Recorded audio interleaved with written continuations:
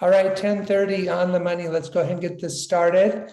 Everyone who's joined us, thank you for being here for this 30-minute end of the quarter webinar. We're going to be covering the top 5 wage and hour mistakes today. And before we get started, I want to do a quick introduction for Jordan Bogart, who's going to be telling us just a little bit about Eddie. Eddie is an incredible HR company. I've gotten to know Jordan over the last little while, learning about what his company does. They're fantastic. They really focus on small businesses like a lot of you are and a lot of the clients that we work on serving here.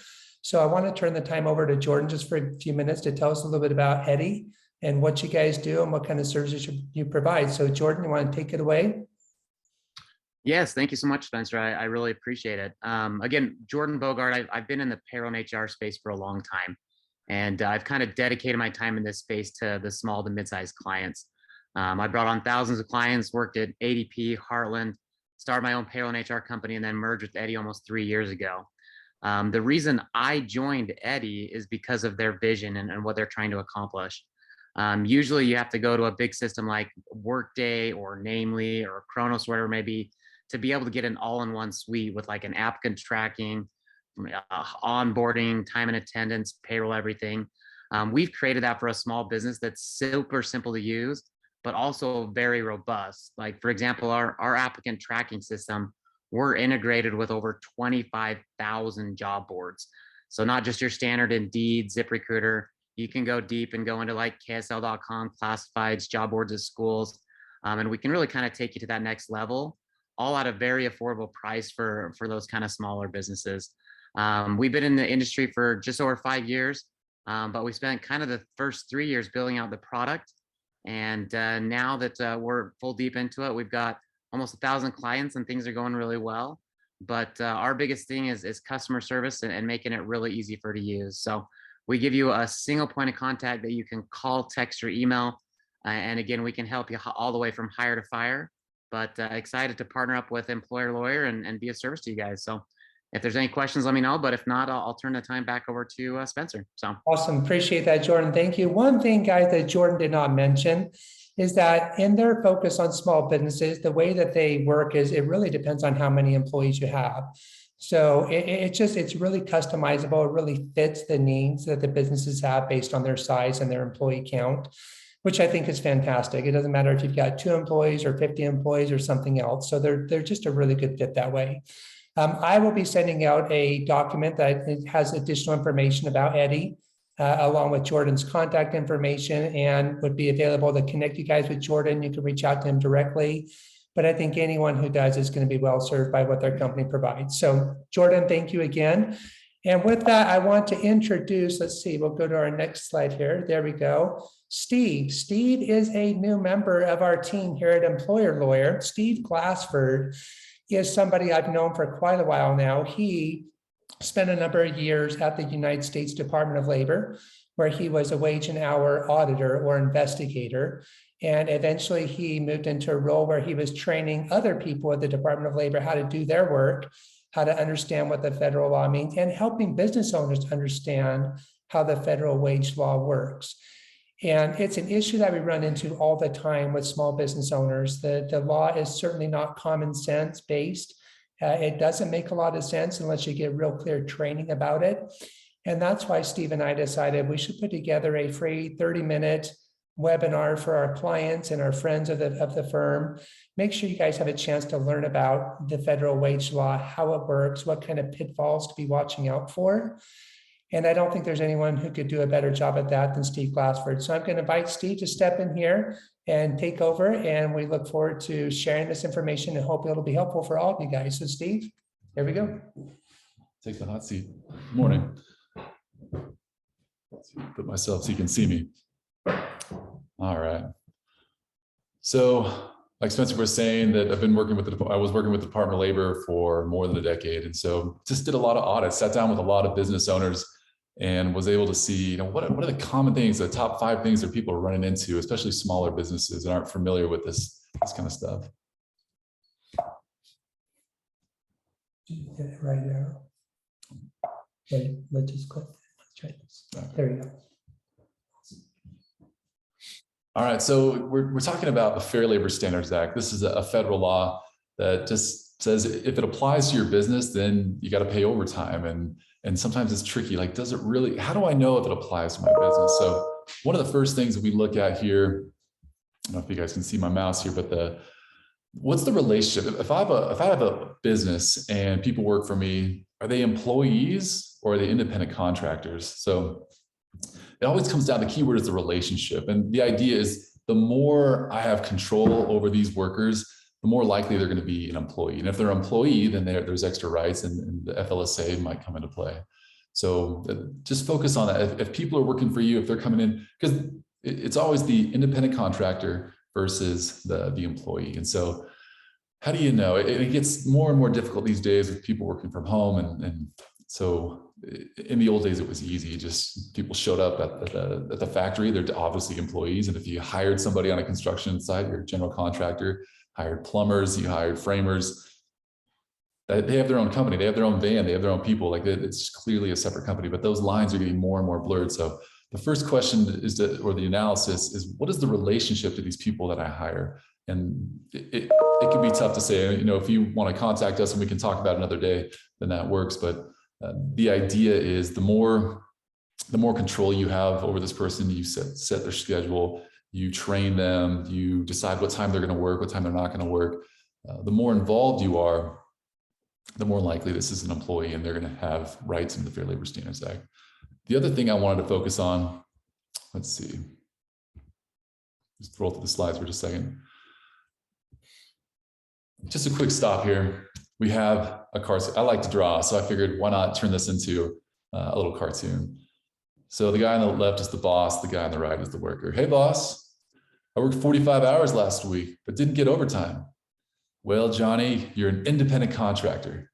Even though I decide your pay, I train you, you wear a uniform, I schedule your hours, et cetera, et cetera. So it's just kind of a funny take and an example of the more you're involved with someone that you hire for work, the more likely it is that they're going to be an employee and subject to the Fair Labor Standards Act, maybe even other things when it comes to the IRS, which is outside of this purview, but just watch out for that. And there have been things where people will come to you and say, you've got a landscaping company, you've got a restaurant. What if you just take your workers and get a piece of paper that says they're now an LLC and one of the main people in that group, they're going to own that company, and just go back to the relationship. Nothing has changed. You still set their schedule. You still hire and fire. You still set their pay. Like, if the relationship really hasn't changed, don't fall into the trap of just, there's this piece of paper that says that all my landscaping crew or all the people in my restaurant are somehow a separate business. Don't fall into that trap. Again, we can talk about this if this affects you differently, if you have questions. But the other thing, let's just say for a second that yes, the people that work for me, I'm going to say are employees. The next thing is coverage. Does the Fair Labor Standards Act, the FLSA, am I covered by this law? Keep my eye on the time. The first thing is enterprise coverage. So when we talk about enterprise coverage, it's just looking at the business itself. And all this really means is, does the business make more than $500,000 a year? $500,000 a year plus a couple of employees or more, and you're going to be, the whole business is going to be covered by the Fair Labor Standards Act. Everybody that works there is going to be, they're going to have minimum wage. You have to worry about overtime. You have to worry about keeping accurate records, and also youth employment, like child labor violations. We talked about that a little bit. So those are the things that just to decide, because some of you guys out there might be a small business, might be wondering, do I really have to worry about overtime? Because I heard that a lot. I did so many of these investigations, so many of these audits over the years, and people, usually smaller businesses, and I cheer for the small business. This is so great. You guys have something that's so cool that you're doing, a service that you're providing, a good that you're providing, but there's all these other things. So I'm always a fan of just jumping in, trying to help and make it, like Spencer said, this can be really confusing. A lot of times it just doesn't even make sense, but that's why we're here and that's where we're trying to help. I do want to make a quick plug for the small business, the very small.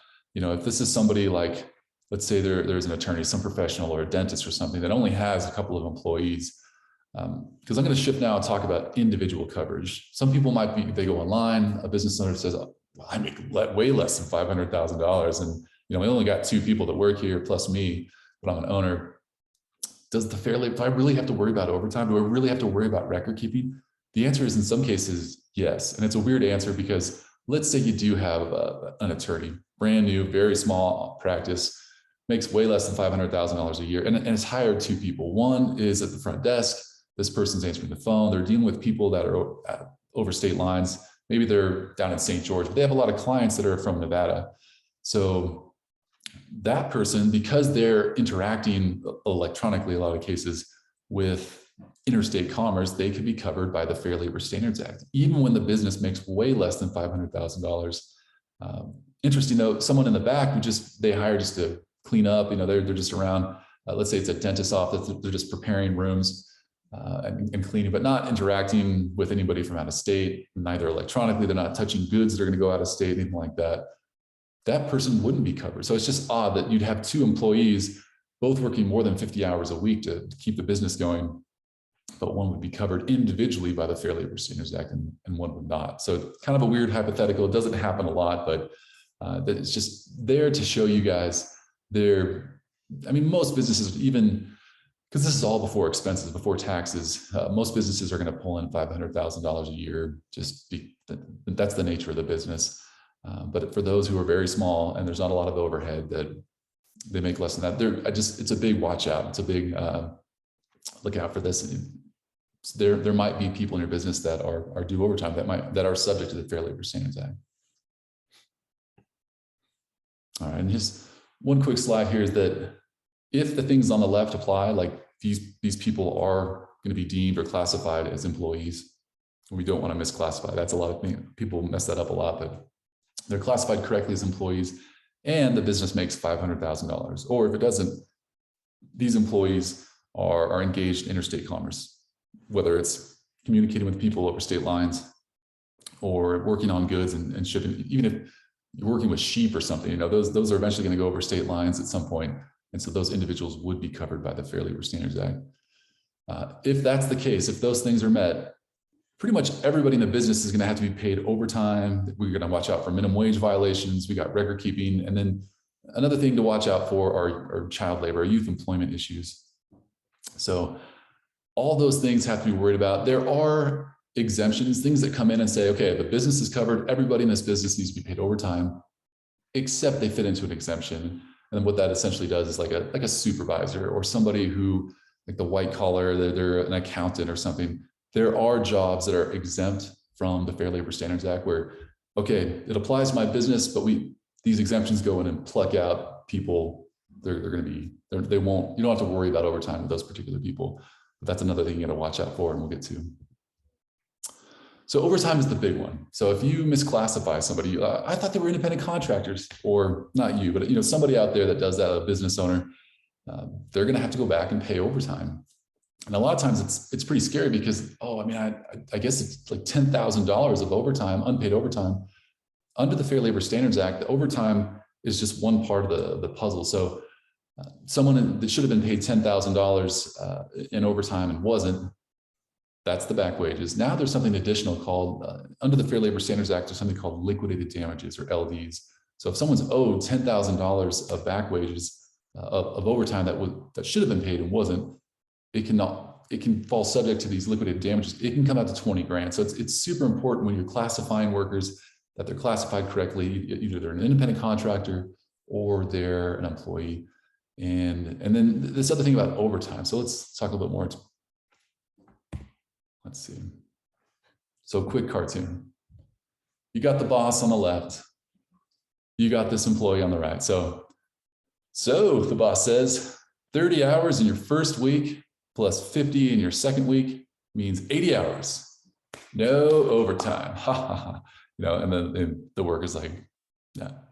So a lot of people get this wrong. I don't think you guys do, but I've seen it so often. I just feel like I should repeat it. Or maybe this is something you should repeat. If you have like a manager or a foreman or something, a lot of times the owners understand this stuff, but the people that work for them that are kind of the mid-level manager might not understand this, might need a review. Right here, it says each work week stands alone. So it needs to be understood that you can pay someone weekly, you can pay someone bi-weekly, you can pay them the 1st or the 15th or 16th at the end of the month, you can pay month. It doesn't matter, the payroll is independent, it's separate. A lot of people, a lot of business owners will fall into traps where if you go, well, I pay the 1st to the 15th, and so I really, I can't pay overtime because the pay period breaks up the week. You still got to pay overtime. So again, payment, payroll, that's all separate. That's independent of what I'm talking about here. When I say each work week stands alone, the employer essentially needs to pick a 7-day period, whether it's Wednesday to Tuesday. A lot of bars or a lot of restaurants will do that because a lot of the hours are on the weekend. Some businesses just like to keep it simple, Sunday to Saturday, but every business needs to pick a 7-day period. And that way they compute their overtime. It can get more complicated if you have a payroll that's the 1st to the 15th and the 16th at the end of the month. You still have to keep track of hours. You essentially have to float. And I can share something with you guys, a quick graph that shows how was that done. But I think that's a little too much for maybe we'll just do it briefly. But yeah, if we could shift over to that. Okay, Spencer, gonna step in here real quick and see if we can share another screen real quick. And let's see. Okay, there we go. This will be fast, but just to give a quick idea, if you are one of those businesses, because it's nice to run payroll the 1st, the 15th, the 16th, just because there's less payroll. But just watch out. A lot of businesses fall into this trap and say, well, this week I'll pay overtime because it's pretty easy to see. But here we see the month of June, and it's represented in yellow. The first half of June, rather, the 1st to the 15th is in yellow.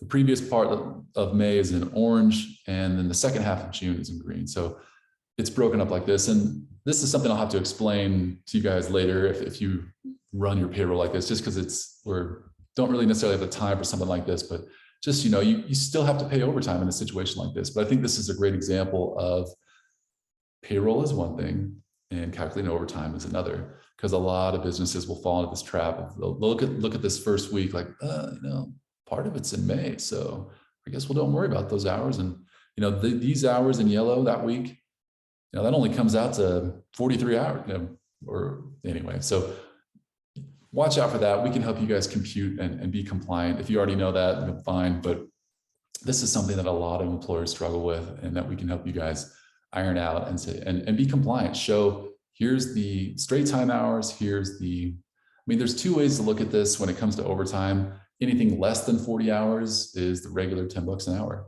Anything over 40 hours in your whatever 7-day period you elected, Wednesday to Tuesday, Sunday to Saturday, anything over 40 hours in that particular 7-day period is going to be time and a half, 15. So if someone's at $10 an hour for the first 40, 15 for everything thereafter, after 40.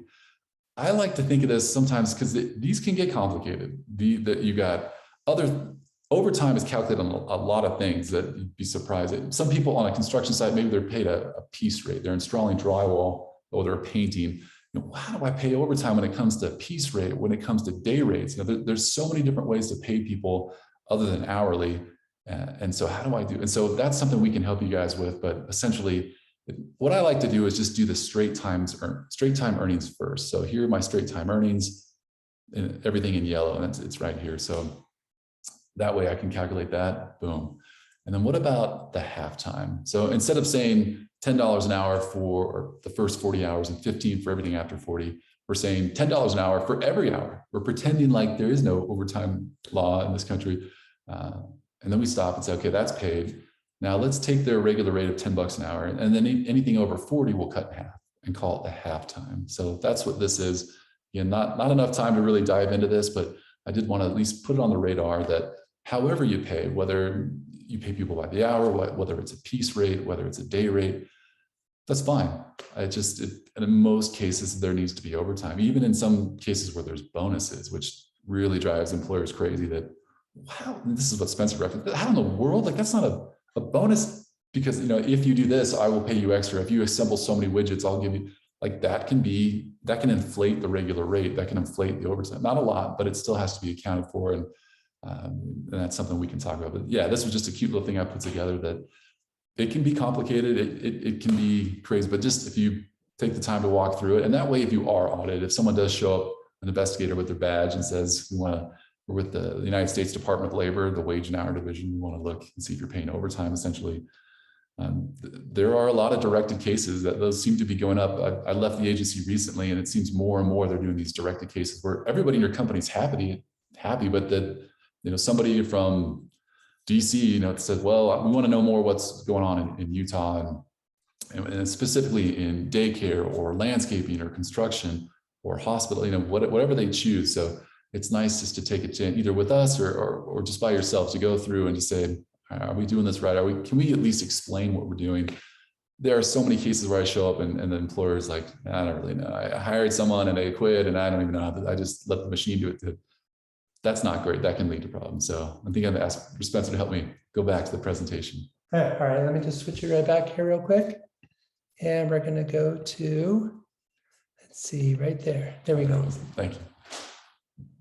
So big one, each work week has to stand alone. It is tempting to fall into the trap of, oh, 30 hours for this worker in the first week, 50 in the second, we pay every 2 weeks, bada bing, bada boom, no overtime. And that's not true. That the second week would have 10 hours of overtime. The first one wouldn't have any.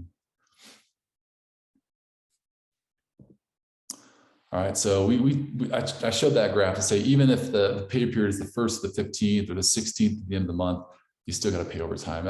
So many people trip up all that. And they'll pay the middle week that's unbroken, but the initial week and the last week, they'll say, well, you know, it didn't fit in the payroll, so I just didn't pay overtime. It's not good, because then you'd have to go back and pay overtime to those people, essentially the half time, because you've already paid them the regular time. But it can add up, and it can be over. These investigations or audits will go back 2 years, in some cases 3, if the government feels like it was particularly egregious that someone was trying to hide. So that's kind of rare, but even 2 years with multiple employees, and it's a lot. So just, it's kind of a headache, but it's nice to iron out now. And I mean, a lot of people aren't investigated. There are a lot of places that don't, but it just seems like they're doing more and more directed cases. Typically, they'll rely on complaints. Somebody will call in and say, I don't feel like I'm getting paid overtime. I don't think my hours are accurate and all this stuff. And so they will investigate those claims. But most people are pretty happy with what they do, and they don't want to call the government. But even then, the number of directed cases seem to be going up. All right, one more cartoon here. And each one of these cartoons represents one of the 5 that I'm addressing. All right, so we have the worker talking. Man, it's been a crazy last week on the construction site. Tons of overtime. And so here's another fallacy that a lot of people, another trap for employers potentially. Oh, I pay you guys each a salary, so I don't need to worry about overtime. This pops up so much that employers, they never even realize what they're doing. They figure this is somebody who is, they're in charge on the construction side. They're one of the main leaders in the restaurant or whatever business it is, but they don't meet the requirements of an exempt employee, someone who legally can be separated out from the Fair Labor Standards Act. They don't formally don't supervise anybody. They're just one of the main women on the crew or whatever business it is, or one of the main guys. So a lot of times the employer will say, I'll just pay you a salary. I want to worry about, that way we don't have to worry about hours. You can basically run this business while I'm gone. But another big trap that I saw year after year after year. So here's the little slide for it. Paying someone a salary does not remove the obligation to pay overtime. It can, but it's very strict. The requirements that have to be met. And this is something we can go over. If you guys are in this situation, you're thinking, like, I got a salary person. I don't know. I don't even know where to look to see if they meet these specific exemptions. And we can show you where to find this in the Code of Federal Regulation. And then the agency itself has their operator's handbook that we can look at. But yeah, so I just tell people that the exemptions, they have to easily fit into these exemptions. And then if that's the case, then great, we don't have to pay them overtime. But don't use salary. Salary isn't enough to say, well, I paid this person in often cases, a very generous salary, and that way, for that reason, they don't need overtime. Well, those are one of the biggest heartaches, the saddest ones when I do these investigations, these audits, when I was working with the government, is that you have a small business. They were paying someone a very handsome salary, maybe in some cases 2 people, and they were misclassified. They thought, well, I paid them a salary. I figured I didn't have to worry about overtime, but they didn't fit into those exemptions, and they did have to go back and pay not only the overtime that was due, but then the double damages, those liquidated damages, which are, those are bad. I mean, and it's under the statute that can be there. So this is something we just want to ring the warning bell. Just watch out for that. The other ones are smaller. little grab bag thing. Not a lot of issues with minimum wage. Usually if someone, the only time I really saw this was when somebody you had a worker, bless their heart, and they wrecked a truck or they caused a lot of damage, $10,000 worth of damage. And they come to you like, well, where's my $600, my last paycheck? And it just seems like, why would I pay you $600 if you cost me thousands of dollars of damage for our vehicle or something, or you left something outside and it got stolen or ruined. Under the Fair Labor Standards Act, you still have to, this could pop up as a last paycheck issue. The thing is with these, and then the other one is retaliation. Well, time cards, please do time cards. It'll save you. It's a headache. It's so hard to track people down, but to the best you can, whether you have a supervisor, just try whatever. There's apps on your phone. There's different things you can do, but please do time cards. These last two of retaliation and minimum wage, just people will call and say, well, they retaliated against me. I asked them about my hours and they cut my hours. They fired me, or, a last paycheck. So some worker caused all these problems, and rightly so. The employer says, I don't want you working for me anymore because you're just causing problems among the team. You're costing me tens of thousands of dollars. It's fine to let that person go, but just pay the last paycheck.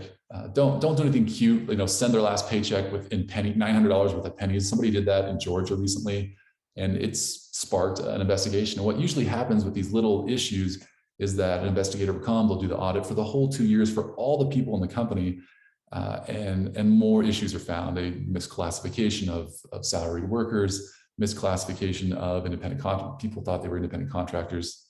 The investigator is going to do they're going to do interviews and just a few to see what's going on. They're going to look at records, but a lot of these little things will just blow up. That one case that I was telling you about, with the employer thought it'd be cute just to deliver $900 worth of pennies and dump it on the guy's driveway.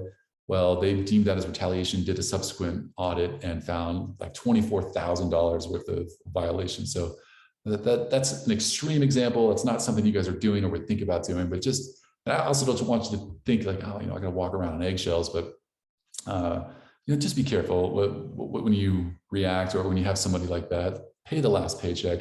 Don't retaliate, and it'll be worth it. So that's the end of the presentation. Are there any questions? Does anybody have anything that they're Let's do this. I'm going to turn off our screen share so we can see. All right, I'm going to turn on our chat if we got any. Let's see, where's our chat feature? Okay. All right, so we got Jeremiah's got a question there for you. Want to go ahead and address that one? Let me just look it over here.